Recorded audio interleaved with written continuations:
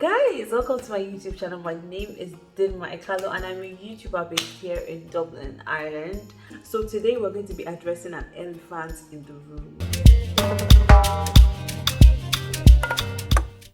I'm going to be pasting a question that someone asked me because this is actually one of the major motivations for this video. So this person says, "Hi Dinma, hello, I'm so.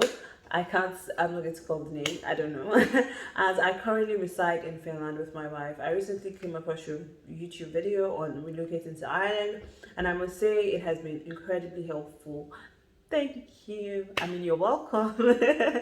And I'm planning to make the move to Ireland next year with the hope that all goes well. Yes, it would definitely go well, okay? I have some reservations about Ireland due to what I've read online, particularly regarding the high cost of rent and electricity. I would greatly appreciate it if you could provide me with some guidance on how to manage and secure an apartment, and any other advice that you could assist me with in settling down. He said, "I've just subscribed." Thank you so much. You guys should subscribe. If you're watching this video and you're not subscribed, but don't hit that subscribe button because, like, I don't know. I've just subscribed to your channel in anticipation of more informative content. You see, I do this because of you guys. Don't mind me. Okay, so let's real quick go into the details. So today we're going to be talking about the housing crisis. Yes, the elephant in the room. That is the elephant in the room. I mean, if you've done your research about Ireland, if you're interested in Ireland, if you're coming to Ireland, I'm sure it's something that you've probably seen everywhere. They just say there's housing crisis, there's housing crisis, there's housing crisis, there's housing crisis. Yeah, I don't like the word crisis, so definitely. But they keep saying there's housing crisis. Like, what really is this housing crisis? How bad is it? And how realistic is it to get housing in this major crisis? So I'm going to be giving you guys all of that information and basically just how to put your best foot forward when it comes to housing in Ireland, okay? Yeah, so that's pretty much what we're going to be looking at today. So Ireland is a member of the EU, right? That's the European Union. After Brexit, Ireland became the only English-speaking country in the EU, okay? That basically should just tell you a lot about it. It's an attraction for a lot of people in terms of migration, because this is an English-speaking country with almost all of the benefits that you can get, pretty much all of the benefits that you can get from the European Union. That's one end of it. Another major thing is the tax rates in terms of, like, organizations, the corporate tax rates. So the corporate tax rate here in Ireland is about 12.5%, exactly 12.5%, compared to 35% in the US. Okay, so that's why you find that there are a lot of tech companies coming to build their European headquarters in Ireland. So apart from the fact that it's an English-speaking country, the corporate tax makes it almost like a free tax zone for a lot of these major organizations. So you find that Ireland, especially places like Dublin and Cork, are like tech hubs, basically. We have the likes of Apple, Microsoft, Google, SAP. I mean, basically name it. If they don't have a big building here, they probably have a small office or an European office, EMEA office here, just sitting and running a lot of things. And it's because of that tax advantage that they have. So we're getting somewhere. So because of these, there's an influx of a lot of young professionals from all over the world. I've met a lot of people from Pakistan, from Brazil, Indonesia, from France, from Germany, Africa, Cameroon, Ghana. They're just here because this is just like, a tech hub is the perfect place to grow your career and to grow yourself in the tech space. But the downside to this situation is the fact that there are a lot of people, there's a crowd, okay? So there's an issue with the supply versus demand. Okay? So there are a lot of people coming in to Ireland, but there's not a lot of housing. Okay, they've not thought about where these people will stay. So as much as the likes of Apple, they're sponsoring people, bringing people into the country, the people from the European nations with the European passports can come in and work freely without any permits. Supply basically is not meeting the demand. So you find that there are like thousands of people coming in to work in Dublin, coming in to work in Cork or work in Limerick, but you find that they're just like maybe hundreds of houses.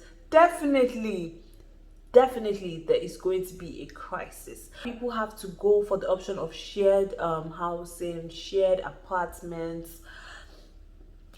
I mean, just ridiculous things, just basically to find proper housing. And you find that the queue sometimes goes from like 100 people to maybe, okay, I've never really met 100 people to be honest when I'm going for a viewing, but you'll probably find like 50 people, 25 people going for one house. Okay, and the funny thing is actually when you're applying in like daft.ie or you're trying to get a viewing on daft.ie, you see the amount of people that have viewed that page, and sometimes it's running to like 10,000, 20,000 people viewing one house that you probably want to apply for. So that's really where the worry is. Okay,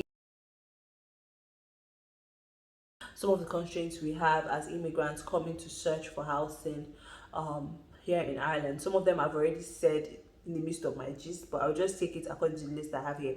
So the cost of housing: Dublin, Cork, Kildare, the outskirts, even the likes of Drogheda, they're expensive. They're expensive. If you're probably living down in Wicklow, County Wicklow, or somewhere way outside Myth, Myth is not even so far, you probably find that the housing cost is way better than it is here in Dublin. So like I said, you're looking at 2 beds at like 2,400, anywhere from 2,200 for a 2 bed to 2,450, 2,500. It can even be ridiculously high, but that's if you're going for even the luxury. But I'm just telling you that the standard low is probably like, especially for the new builds, it's probably like a 2,200. You probably will not find something lesser than that for a 2 bed. And this is even different from some other European countries where you hear that people are paying like 1,500, 1,800 per month for a 2 bed, and a very comfortable, nice one, to be honest. Very fine one for like 1,800. Some people are even paying what you're paying for a 2 bed here for 3 bed and 4 bed in other European countries. So yeah, I'm just wondering, like, the cost is just crazy when you think about that. It's crazy. Okay, the second constraint I have here is the household income thing. And I mean, if you're applying for, if you're earning like 4,000 and you're applying for a house that is 2,000, they ain't gonna give you, if it's a new build, like if you're earning 4,000 a month and you're applying for a house that's 2,000, they're not gonna want to approve. That's the truth. If you're earning like a 6,000, you have to be applying for a house that is like 2,400 or less for them to be able to give you, approve that housing, like for you to even have a foot in the door. Because I feel like they just look at some people's applications and they just toss it to the other side. Because even when we were applying for a new build from Nigeria, this wasn't the first time we had to apply. We initially did apply through a friend, and when we didn't even know about this financial justification thing, we just thought it was okay for you to just say, oh, I'm employed and okay, I'm coming with my family. And my husband was just using just his income, like the income he's going to have here in Ireland, and they bounced us. They didn't even respond to us. They didn't do anything. So yeah, that's just the nasty part about that. Okay, the third one is just, I feel like there's a lot of prejudice, preferences. I feel for some landlords, they will probably go more with like people that they feel, I don't know, I don't even want to say directly, but Ireland seems to be, I mean, I've never experienced hostility, but I've also heard that they're a bit, when it comes to people coming from other countries and especially Africans. Because, I mean, look at all this goodness. They don't understand it. They don't understand. It's a lot for them to take in. Especially with the older housing, like, I feel with the new builds, it's a bit like there's a management involved. So it's a bit more structured. You know that they're looking at you objectively to a level. With the older houses, it's like the landlord can decide that I don't like them, they have smaller kids, and I don't like them, like they're from Africa, they've never lived in Ireland. Final constraint I have here is basically just the crowd. Um, the fact that there's so many people, all the stories I told you guys about the housing crisis and how it started, just supply and demand issue. The demand is not meeting, like the supply is not meeting the demand for the housing. So you find that so many people are just rushing to one place. And to be honest, if I'm even the landlord, I'm just going to be like, too much. There's too much going on. Like you can imagine that they get so many applications. They probably will not even run through all of them, to be honest. So that's an issue in itself, okay? And one of the issues also I want to chip in is the fact that you have kids, okay, especially when they're smaller kids, when they're toddlers. And we got this information from one of the agent guys managing one of the houses that we went to view. The guy literally just told my husband that, see, you have younger kids. When you have smaller kids, some of these landlords don't want you in their houses. Like I said, they just feel like you're going to destroy things. So yeah, that's just a thing, and I don't think it should be a thing, to be honest. But in a way, I do understand what they're saying, because toddlers toddlers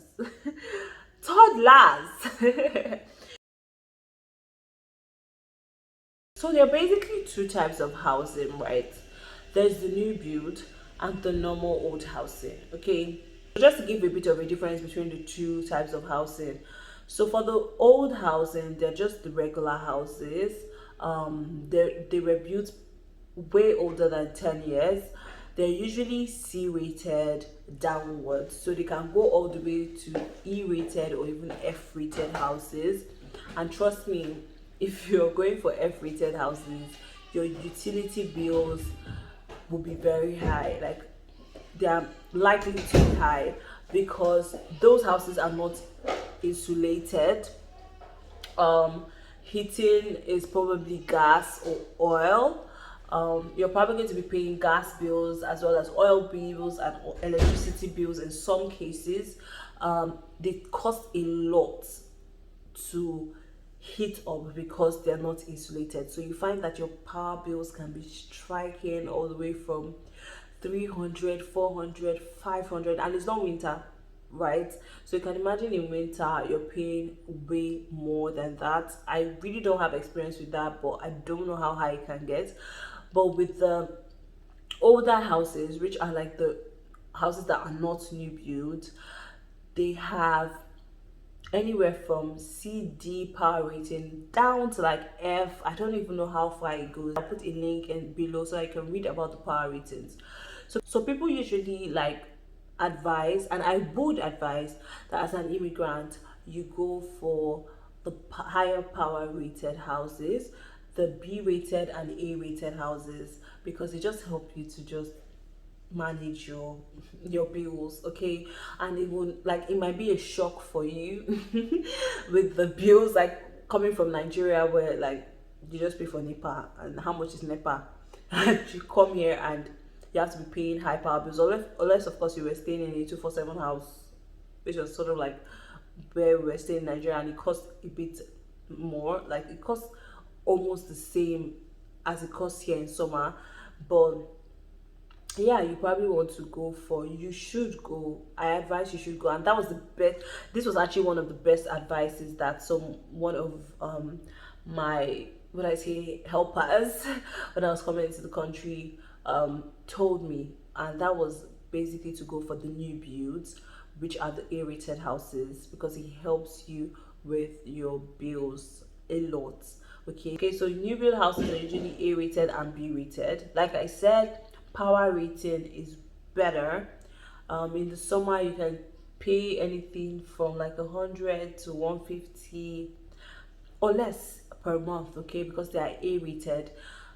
Chances are they're fully electric, so you're paying only electricity bills, no gas, no oil filling or all of that stuff. I don't even know how the oil works, but yeah, cost saving. In the winter, I mean, now we're getting close to winter, we are experiencing sort of like a spike towards like 300 thereabouts per month, okay.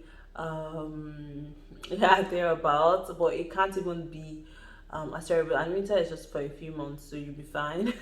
To be honest, they are mostly insulated. Like the bathrooms have heating behind the mirrors. For some of the houses, some of them have heaters there. The heaters are regulated by some kind of thermostat in the living area or in your area. You can sort of like adjust the heat of the housing, but the heaters are triggered by the temperature of the house, so it helps you conserve a lot of power. Okay. um just giving you my own personal experience of an A-rated house, really. In terms of electricity is very much regulated, and yeah, you just find a way to save power. Okay. It's power saving. Basically, it is what it is. It's power saving. Aside from the fact that you get better power in a new build house, you get, access to certain things like uh, included parking. So like parking is usually for like maybe a subsidized price per month. Okay. You can pay maybe like a 50 euro per month for parking, which is not bad, as opposed to maybe living in a place where you don't even know where to park. Or some houses in fact have parking charge included in their rent. So perfect. Also, you get like assistance with like trash disposal. So instead of having to figure out, where to pay your trash bills, all of that stuff, you have probably a communal trash disposal area, which is like what we have here. So we just gain access and throw our trash, and they deal with the rest. um Things like mowing the lawn and fumigating the environment is also handled by the estate. We get free Wi-Fi in the house, which is actually one of the advantages. I don't know if it happens with all of the new builds, but I think a lot of them, which I have my friends in, also have the same um experience. And that's pretty much like most of the perks that you get, as opposed to when you probably would go with older housing, and it's based on the discretion of the landlord to whether to give you free Wi-Fi or utility or anything. So I'm more for the new builds, mostly because I'm in a new build. I don't know. So yeah, I think with the new build is lesser of a hassle to in terms of utility bills and all of that stuff to sort of adjust. Okay. The only downside with the new build is that compared to going for a normal house, or would I say normal house? I don't know what I'm calling it normal. The older houses, you'll find that new builds are maybe slightly more expensive. Okay, sometimes you might get an older house that costs you like about 1.9 per month, or 2,000 or 2.1 per month, and you find that there's no communal trash. You probably have to be paying like 20 something or 30 euros per month. I don't know how much it is, but I'm just guessing, for trash. There's no Wi-Fi. You probably have to pay for Wi-Fi per month. There is probably no, as in power rating is really low, maybe like a D or an E, and you're finding that you're paying maybe like 50 euros or 100 euros more than someone who's living in an A-rated house. So these are things that you probably should consider when you're trying to pick your own housing. Okay. The other thing that actually makes new builds a bit more tricky to get is the fact that your rent cannot be more than 40% of your household income. So basically your rent cannot be, you cannot be paying more than 40% of your household income on rent. Okay. So it doesn't really matter if the person you're living with is your partner, your de facto partner, or a friend. Sometimes people apply as a group. Okay, so if, for instance, if 3 of you are colleagues or 4 of you are colleagues and you guys want to live in a 2-bed or 3-bed together, you want to divide the 2,400 together amongst yourself, you can apply together. Okay, I don't know if there are rules against how many people can be in a room. I think there should be. So if you guys are applying for a 3-bed together, I find that a lot of people are doing it here, where there are 3 of them apply for a 3-bed together that costs probably 2.7, and decide to divide that amongst themselves, and that would pretty much take the price from, I'm so bad with this math thing, I've told you guys, that would pretty much take the price from 27 per person to 900. So those are options, right? But you guys have to make sure that if you're applying for the house, your household income has to be way more than the rent per month, right? And the rent cannot be, I'm trying to figure it out in my head before I say before I go and say what I don't know. Okay, so but basically your rent has to be 40% of your household income. If not, you will not be approved for a new build house. That is the standard for new build houses. And let's go to the main cocoa of the shara. How do you put your best foot forward? How can you ensure that in a way you're giving yourself some kind of, I don't know, foot in the door? Yeah, is that what they say in corporate? Foot in the door. Yeah, you're putting a foot in the door when it comes to your application. But one thing I want to say, and this pretty much covers everything. This is what they like. This is what the landlords want to see. This is what the reviewers want to see. New build, old build, whatever it is. You want to show them that you're financially capable. If it means that you have to, get people to share your housing with, get people to run an application with. So if you're probably going for a 2-bed, maybe you want to consider doing a 3-bed with like one other person with a strong income also. If you're probably also going for a 2-bed, you probably want to consider ensuring that your wife has some sort of income, even if it's from her home country. Because even for us, we had to draw in all of our was it financial statements and investment statements from back home and just put it on in the application. So one thing I'm definitely going to tell you is make your finances look healthy. Like, if you know what I mean, make your finances look healthy. You can share investment return statements, what do they call them, account statements from Nigeria. If you get like return on investments, whatever, savings statements, like things that just show that on a monthly basis you probably would be able to couple up the amounts that ensures that your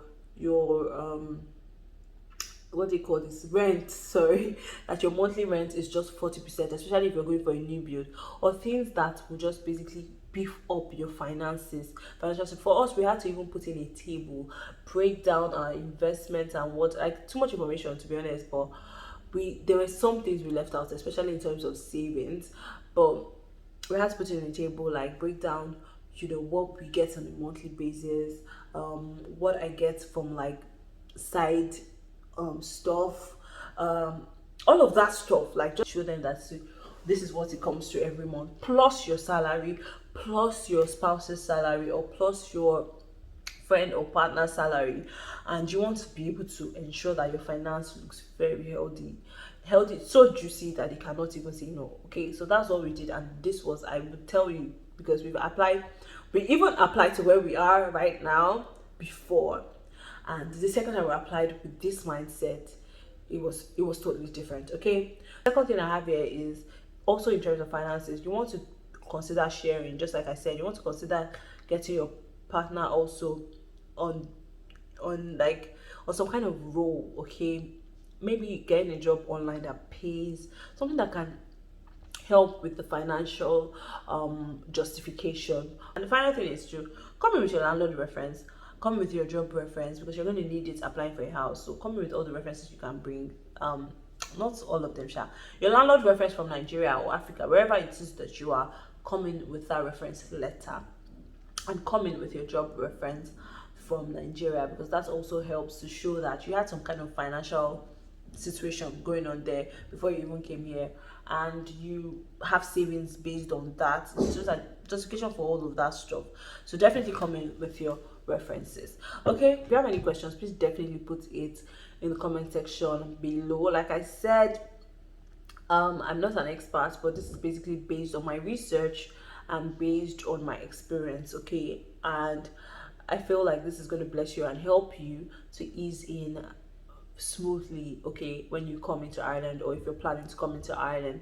I hope I've given you enough information to help you if you're looking to come to Ireland. I mean, as usual, I will never leave out the God factor. I know that God will definitely make it smooth and easy for you. Don't worry about all of these things, because to be honest, when I was going through it, I was just telling people like I will go through it. Don't mind me, but definitely just give yourself time. And if you're one good thing to know is, if you're negotiating with the employer that is bringing you in, or whoever is giving you a permit, definitely talk to them about the option of housing for the first 2 to 3 months, or 1 2 to 3 months. Safer to have 2 to 3 months to be. Airbnb's cost a lot, so definitely negotiate that also with your employer for the first 2 to 3 months, and that will make it so easy. It will allow you to take your time and find a place. Okay, I hope someone was blessed by my presence. Yeah, so I'm glad I'm able to share this. I think that's pretty much most of it. I think this is going to be, I hope this will be helpful for you. If you have any more questions, feel free to put in the comment section. I always make sure to respond as much as I can. Thank you guys. If you've watched this video up until this time, I mean, I've been talking too much and you've been listening to me. I'm happy, I'm excited. Thank you so much for watching, and I will definitely get back to you guys on my next one. I'm considering doing more vlogs and giving you guys more real life situations of like what it's like living in Ireland. I mean, the African community, the Nigerian community. Just let me know if this is something you want to see in the comment section. Oh god, I talk too much and I talk too fast. Let me know if this is something you want to see in the comment section, and I'll definitely do that for you guys. I just feel like it's good if you can see a real life perspective of what it's like in Ireland, in Dublin, Ireland. And if you guys are actually watching this video, you know that today is the grand finale of Hallelujah Challenge. So I'm going to put the link of the Hallelujah Challenge channel in my description box.